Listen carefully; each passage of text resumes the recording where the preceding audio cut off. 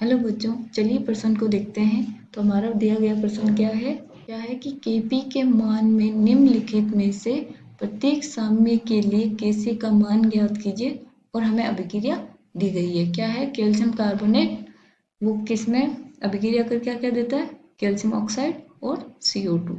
तो हमारे पास क्या दे रखा है कि केपी का मान दिया गया है और हमें निकालना क्या है? केसी।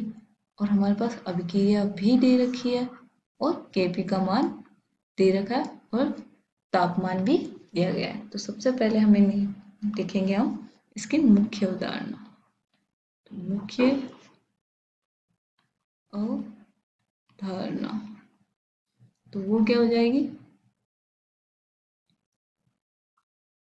अभिक्रिया का साम्य स्थिरांक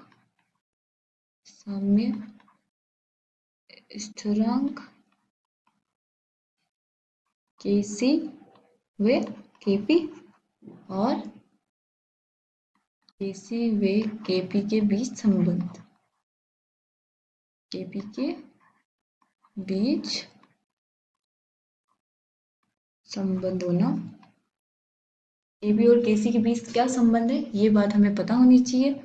तो अब हम देखते हैं कि हमारा क्या है आगे का क्वेश्चन। हमें अभिक्रिया दे रखी है CaCO3S ठोस अवस्था में है, ये CaO ठोस अवस्था में है ये भी, और CO2 ये भी क्या है? गैसीय अवस्था में है। इसमें सबसे पहले हम देखते हैं कि इसका और इसका संबंध होता क्या है। तो वो क्या होता है कि Kp बराबर Kc RT की घात डेल्टा NG।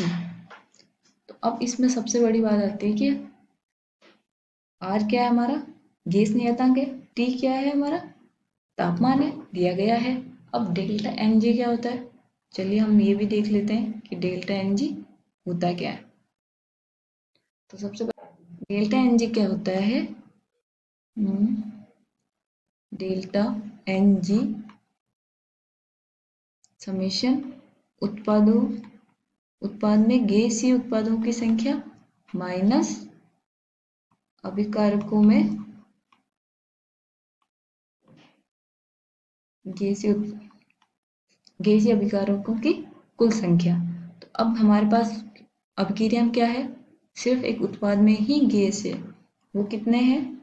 1 और 0 अभिकारक में नहीं है। तो डेल्टा NG हमारा क्या हो जाएगा? 1। तो अब हम केपी का मान केसी का मान ज्ञात करते हैं। तो वो क्या आ जाएगा? केसी बराबर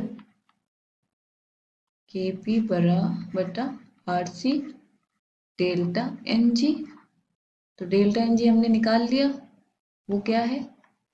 1 है। तो हम लिख सकते हैं RT ठीक है। अब केपी का मान हमें दिया गया है कितना? 167। R का मान हम ले लेंगे 0.0821 और टेम्परेचर मतलब तापमान हमें कितना दिया गया? 1073। अब इसको हम हल करेंगे, क्या आंसर आएगा हमारा? इसको हल करने पे क्या आएगा हमारा? वो आ जाएगा 1.8927। तो यही हमारा उत्तर है। आशा करती हूँ आपको समझ में आया होगा। धन्यवाद।